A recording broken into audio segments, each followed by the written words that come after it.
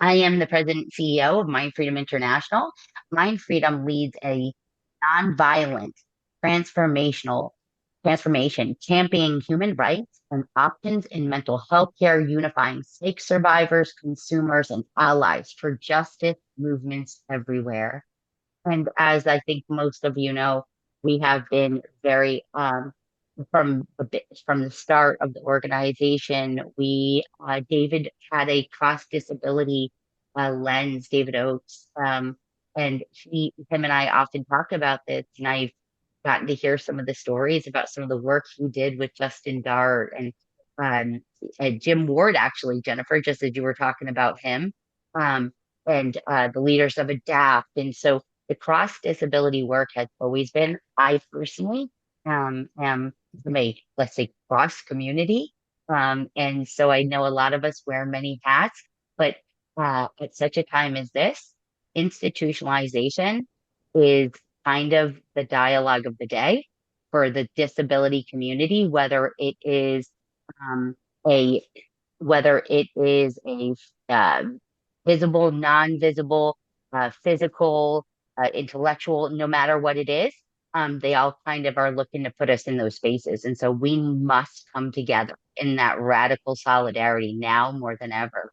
And so I'm just so grateful that all of you are here and all of you are going to be uh, hearing this wonderful presentation. This is a little near and dear to my heart because um, I don't share very much very often, but um, Brittany, I have known for, you know that I've known you for 4 years. 4 years. Yeah, that many I know. Um, Brittany is a, oh, hold on. She sent me her bio. Remember, she said she did that? She's so good. I'm going to pull it up so I can read it effectively. Um, Brittany is a warrior advocate that is currently employed at Disability Rights Ohio, but is um, her heart far extends. It's not about hanging up the hat of the work. Oh, of course, now my computer's not working. I'm gonna pull it up here because I want to read it. Unless you want to read it yourself, we're really informal, but I think I got it because I want to give you your proper intro.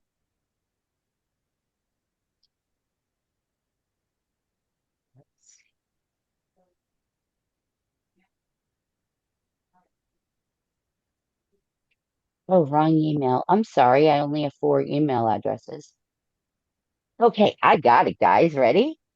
Okay. Brittany is a community engagement and advocacy specialist at Disability Rights Ohio. Brittany is a graduate from the University of Toledo with a bachelor's degree in disability studies in 2021.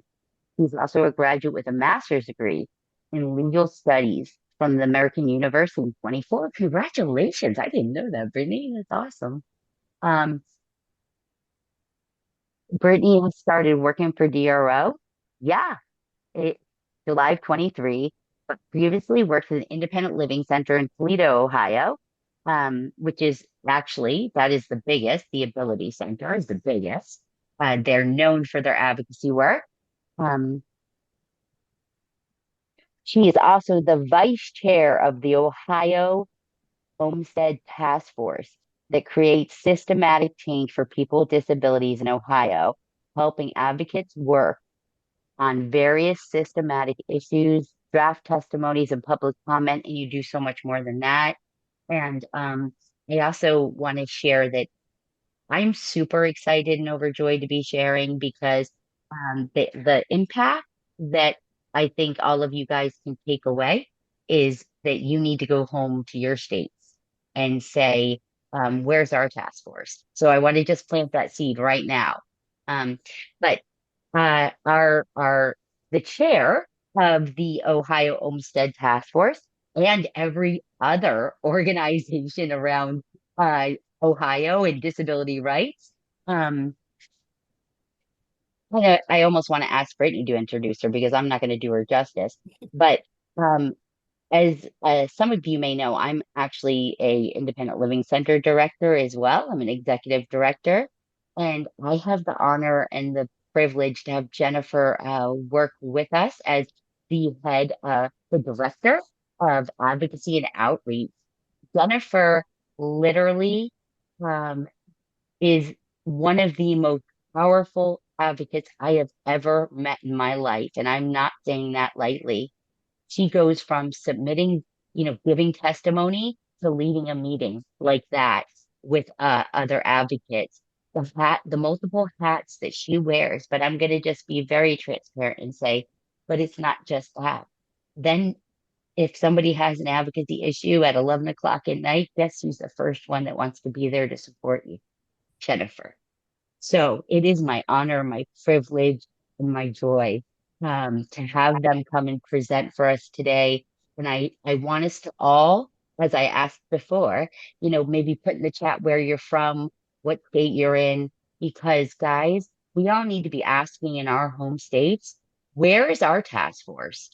Uh, because I may say it wrong, I don't want to, but if I understand it properly, Ohio is the only state in the nation that has an independent, disability-led um, Olmstead Task Force. Is that correct? Yes. Mhm. There we go, guys. So Yes. let's see what y'all are taking home to your states and saying, where's ours?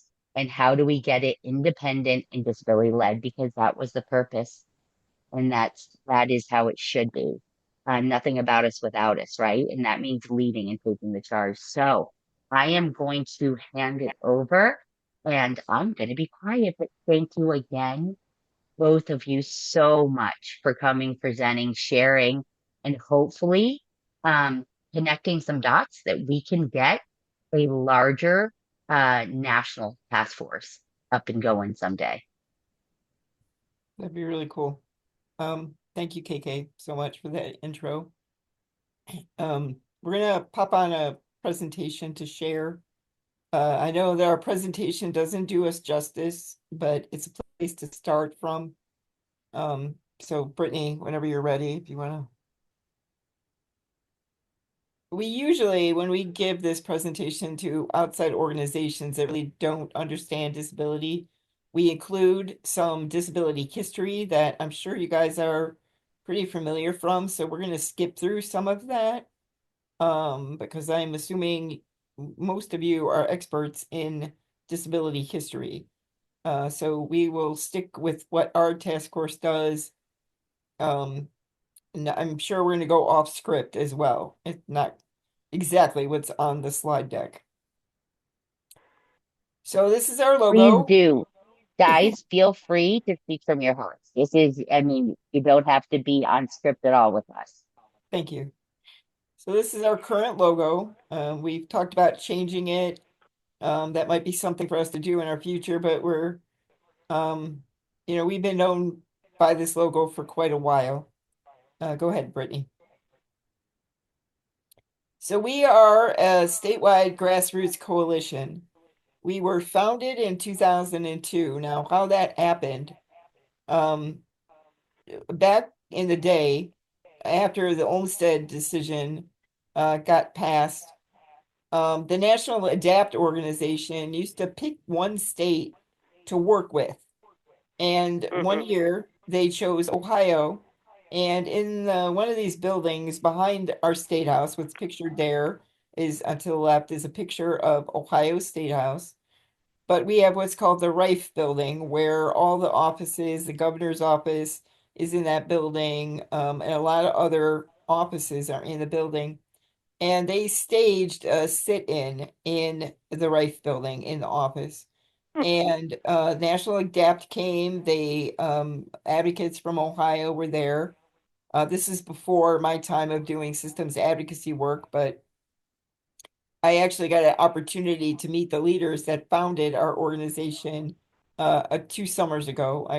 I contacted, so I know a lot about our history now and want to do a lot preserving it. But these advocates had started meeting in libraries, and they really back at that time, we Ohio was not enforcing Olmstead decision, and there were many people still institutionalized, and Ohio wasn't doing anything. And so I believe it. they waged this sit-in our government building People got arrested until they got a meeting with the then Medicaid director. They wouldn't leave until the Medicaid director agreed to have a meeting with them. So they finally met with the Medicaid director and they said, "What are you going to do about getting our people out of institutions?" And at the time, that was right around the time of Medicaid expansion as well. And so it was then decided that Ohio was going to apply and file the documents for Medicaid expansion and start taking seriously home and community-based services. So I don't exactly know when all the states created their Olmstead task forces, but they were mandated by the government, I believe, because of that Olmstead decision. And most, like KK mentioned, most of them or all of them that we know of are connected to their government agencies, so their Medicaid divisions or other cabinet agencies through their government. We used to be connected with Medicaid. We received our initial funding for Medicaid. But somewhere along the line, Medicaid didn't want to do this anymore with us. So they were like, well, find a way to keep your own money. So at that time, yeah, we didn't have way to keep our money. So we actually asked our DD council to keep our money for us and be the fiscal person. And they agreed for a time until they couldn't do it anymore. And then it changed hands a couple times. I think it went back to Medicaid for a minute. But then we finally became incorporated. We decided this is enough. We want our own, our own money, our own way. And so a little bit before me, they filed the articles for incorporation and we became a 501(c)(3). So now our money is Wonderful. money. Yeah. We don't have any contracts with Medicaid or managed care companies. We are our own boss. And guided by the rules of a 501(c)(3). Um, our Olmstead Task Force, it really depends upon our steering committee right now, like who is in charge, who's the chair, who's the vice chair, as to what Hmm. type of topics we take on, which I'll talk about more about the topics we're doing now. But we are really a coalition of people with disabilities, but also family members of people with disabilities. We people that come to our main meetings are in all different organizations across our state that represent people with disabilities, like the aging organizations, the ombudsman, um, people from the developmental disability side.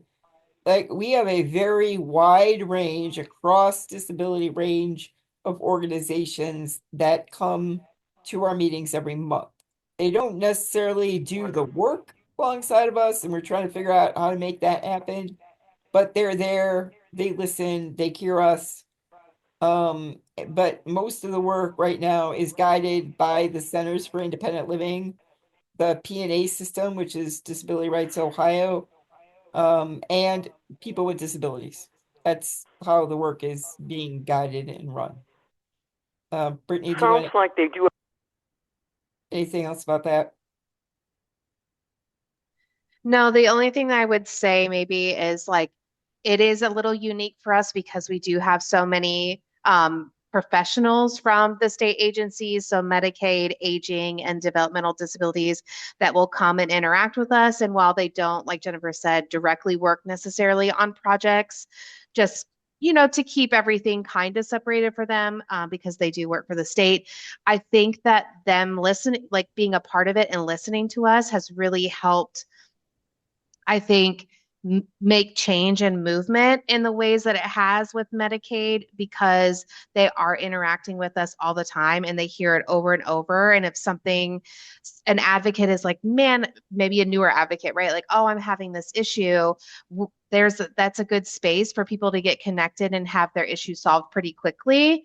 So I think that's what I would hope that other states could do is have that really it's a true partnership, I think, in a lot of ways. Like, while yes, there are still some issues because of the differing ways that professionals have to go about it. I think that true partnership, though, that collaboration between state agency professionals and the people with disabilities is how you make change. I think that's really one of the Right. only ways that you can really push it is with that because they have a buy-in with us. So that's the only thing I would say additionally. Yeah, thank you, Brittany. So I'm not going to read all of the vision statement, but our mission statement, we advocate, educate, and support change for all people with disabilities to ensure their rights to participate in a thriving community life. So it has everything to do with living, working, playing in the community of your choice. That is what we believe in. And um, I mean, I wholeheartedly believe in the independent living movement. Like, there's not one fiber of my being that is against that. I live and I breathe it every single day of my life. I did a little bit of background. I did live in an institution for over 2 years. It was the most horrible time that I know, and I live in my own apartment now, and I know that I will never go back. I'd rather die at a younger age in my own bed than ever go back to an institution again. So I live and breathe this very work, and I am sure most of you do as well. Go ahead, Brittany. So we all know who those folks are. Those are the people responsible for the Olmstead decision. We have the lawyer in the middle, Sue Jameson, and then over to the right, we have a picture of Elaine Wilson, and then to the left is Lois Curtis. Unfortunately, neither one of them are with us anymore, but they will live on in our hearts forever and ever and ever as we carry their mission forward. Their want was simple, right? They did not want to be in an institution. Their want was so simple, but it was so hard to get us even to start that process, which is so ridiculous. And so we Yep. must continue their fight. So I'm gonna skip over, I mean, the Olmstead decision, again, for those of you that might not know, there was a lawyer by the name of Tommy Olmstead, which to me, it's always funny because he's the guy that was against us getting out of institutions. And the name of the decision is named after him. So kind of I think about it as a middle finger to him, that it's named after him. Instead of being it named after the people that helped to, free our people. But the state, um, Supreme Justice Ginsburg, you can switch, Brittany. They found that you can't keep people locked up in institutions, and that states had to provide services for people to get out of institutions. Um, and then, of course, the ADA declared that people must not be discriminated or segregated because of their disability. They must be given choice and opportunity to decide where and how they receive the services to live full and healthy lives. So we have one decision, and then of course the ADA supports this work. States are still slow to respond. As we know, there are still wait lists, unnecessary institutionalization. We all know the really horrible issues that we still face. Go ahead, Brittany. So what do we do? What do we do? Well, again, we advocate for people to live independently and inclusively in their home and community of their own choice. We fight for the right kind of home and community-based services. We allow people to express their own self-determination. We work to change the laws, rules, and policies. So we basically do statewide work. We don't necessarily do individual city or county work. Everything we do is a kind of a statewide application to it. Go ahead, Brittany. Currently, this is our structure. So we have a steering committee that guides us and informs us about what we should be doing. So the steering committee is made up of all of our officers. So our chair, our vice chair, our secretary, and then we have, and then also, I'm sorry, the chairs or the co-chairs of our committees that we have. So that is the group of leaders that kind of helps to find out or figure out our strategic plan and what we're going to work on for the year. And then we have standing committees. We have the legislative group or committee. We have the PR committee, the finance committee, and then we've had the direct care workforce crisis committee. That one is on pause at the moment. We have the housing work group and we have the voting work group, which is also a coalition all by itself. So the voting stuff, uh, I'll talk about later. All right. So again, a little bit more about the steering committee. When I said that they're the it's the group that guides us, tells us what we're going to do, responsible for the bylaws and all that kind of stuff. Legislative committee, we really have a big public policy presence. We do a lot with the laws. Um, we'll talk a little bit more about the laws that we're working on now. The PR committee gets our word out that we exist. And we try to get, we're doing outreach all the time. Outreach to find new members, outreach to let people know about us. We go to different events and have tables out in the community. We give out information. We put on presentations so other organizations around our state of Ohio know who we are. We're really gaining traction within our state. Like it took a while to get us here, but people really are beginning to recognize who the heck we are and to say, that we have a voice and we're people that should be listened to. So that's really awesome. We have a finance committee. Um, so they're the people responsible for keeping our running. Right now, we're all a volunteer organization. We have no paid employees. A lot of the people that are involved in Olmstead have other jobs, as Brittanie mentioned, there are other professionals. So their centers and their other organizations allow them to also do the work of Olmstead alongside the work that they get technically paid to do. So for example, I work at the Center for Disability Empowerment, which PK mentioned earlier. And when I do the work of Olmstead, I also give my center the gratitude as well and the acknowledgement. So I kind of do it as both. I say it's under Olmstead, but I also give my SIL, the Center for Independent Living, the due because without them employing me, it'd be really hard for me to continue doing this work, even though I'm pretty sure I still would, because I will never be away from it. Um, okay, Brittanie, what else would you like to say? I don't have anything. Okay. That yes, she would still do the work regardless. It doesn't matter. Can I just want to throw 2 cents in really quickly Yeah, because I kind of came in as an outsider. Guys, I started about 6 months ago as the field director, and they're teaching some of the professionals what advocacy really looks like, and they're bringing the humanness to it. And I yeah, think there's something so uniquely special that shifts even in from let's say complete posing or different viewpoints within that relational connection.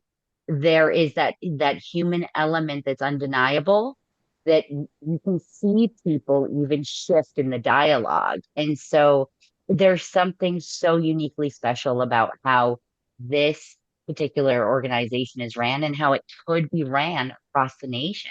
yeah, I agree. Thank you, KK. I definitely agree. Um, yeah, Guy, do you want to jump in? Do you have a question or a thought? Thank you. It is actually D, but just Oh, call me Tony. No worries. Yes, I'm with all this advocacy, activism, accessibility, proactive on all that. And one thing I would love us as a community to add into it is immigration justice. Okay. You know, uh, as you know, since 2016, we've been having this government that is saying that humans of different colors are not supposed to be in this country, even though we have folks who are having issues in their country where they come to America as refugees, Right. you know, and you are spilling all these words of negativity, which is causing an impact into our ideology and knowledge of empathy for each other. So we need to add immigration justice, disability justice to it. I mean, yes, yes, I agree Thank with you. you. Yes. Some of the things, because there's only so much, that's why we always are looking for other members, right? Because there's only so much each one of us can do until we're like maxed out and we can't do anymore. And so with new members comes new ideas, comes new thought, comes new way of doing things. And that's why like some of these groups we've added, like the housing group, we have these work groups to focus on the housing issues. And then, we can also dissolve them if the issue, even if you create a committee or work group for one thing, just one thing that you want to work on, right? And then you get that thing done, and then you can dissolve the work group and move on to something else. But yeah, I mean, I would love to see that happen. We currently, I mean, being honest, we don't have necessarily anybody that wants to do that work, but it doesn't mean that we can't do that work, right? We just need to find the right people that are willing to do that work. Absolutely, absolutely. Tony said he'll be there in 2 months. He'll be All ready to right, do the work. very cool. Then you got it. Yes, absolutely. And I will help support you in any way that I absolutely can. Um, okay. So some of the things that we are currently doing now, we are trying to get the state to build more affordable, accessible housing, right? Because that is still the number one reason that people cannot get out of institution is the lack of accessible, affordable housing. So we are looking at all the ways that we can advocate and make changes to our laws and to get people finally on board with building accessible and affordable housing. I'm not talking about segregated housing. I'm talking about integrated housing. Integrated housing. We focus on voting rights. I myself was involved in a lawsuit in our state because in our state they would not let, they had a short list of people that could help you with your absentee ballot, and that did not include caregivers. It was only family members that were allowed to help with your absentee ballots. And I fought to get that changed. And now in Ohio, caregivers can help you with your absentee ballots. It was the start of our voting rights work, and we have a lot to do this year and forever on. We did receive a grant from AAPD, the American Association of People with Disabilities, the Rev Up. You guys might have heard of that before, to carry on this voting rights work. We are also organizing this year a statewide hybrid cross disability candidates forum. We have a governor race coming up, some Senate races, lieutenant governor, Secretary of State. So we're going to create a hybrid version of this so as many people with disabilities can participate as possible. And we're going to ask the candidates all kinds of disability questions to find out what their disability platforms are.